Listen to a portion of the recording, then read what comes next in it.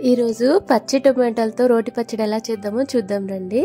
ఇలాగా పచ్చిగా ఉండే టొమాటోస్ హాఫ్ కేజీ తీసుకొని 100 గ్రాములు పచ్చిమిర్చి తీసుకుందాము.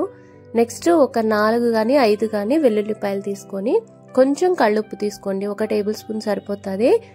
ప్యూర్ పసుపు తీసుకోండి, తర్వాత కొంచెమే పసుపు సరిపోతుంది. చింతపండు కూడా చాలా కొంచెం చాలు, ఎంత అంటే 1 టేబుల్ స్పూన్లో హాఫ్ చాలు చింతపండు.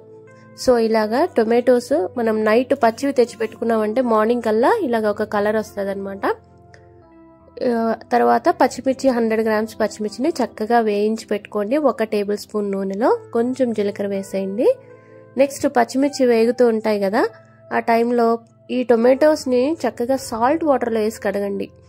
ఎలాంటి సాల్ట్ వాటర్ అంటే రాక్ సాల్ట్ ఉంటుంది కదా, అది వాటర్లో వేసి పెట్టుకున్నారంటే ఎక్కువ క్వాంటిటీలో వెజిటబుల్స్ అన్ని దాంట్లో కడిగి తీసేసామంటే దీని మీద ఏం బ్యాక్టీరియా లేకుండా నీట్గా ఉంటాయి అన్నమాట.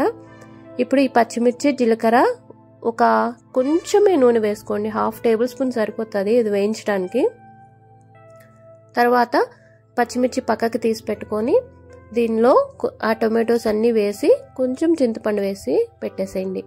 అల్లము ఒక ముక్క తీసుకుంటున్నాను, 1 ఇంచు అల్లం తీసుకున్నామంటే దాన్ని నూనెలో వేయించి పచ్చిమిర్చి పక్కన పెట్టుకున్నాం కదా, ఈ అల్లం కూడా మనం అలాగే పక్కన పెట్టేసుకుందాము.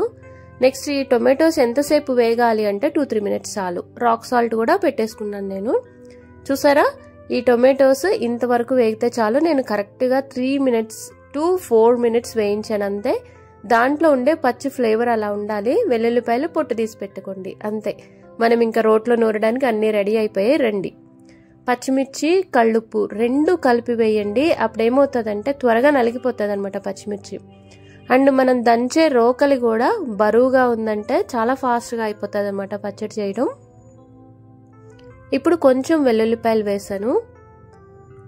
వెల్లుల్లిపాయలు మీ టేస్ట్కి తగ్గట్టు వేసుకోండి. నేనైతే 3 వేసాను 1/2 కేజీ పచ్చడికి. మీరు ఒక 5-6 కూడా వేసుకోవచ్చు.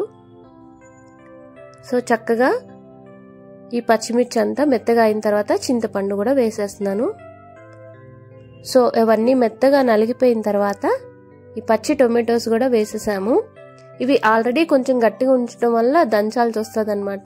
ఈ ప్రాసెస్ అంతా నాకు 10 to 15 మినిట్స్ పట్టింది మొత్తం. కానీ మిక్సీలో పట్టిన దానికంటే 100 రెట్లు టేస్ట్గా ఉంటుంది. మీరు కూడా మరి తప్పకుండా ట్రై చేయండి. మీకు టేస్ట్ ఎలా వచ్చిందో నాకు కామెంట్స్లో చెప్పండి. ఉంటాను మరి.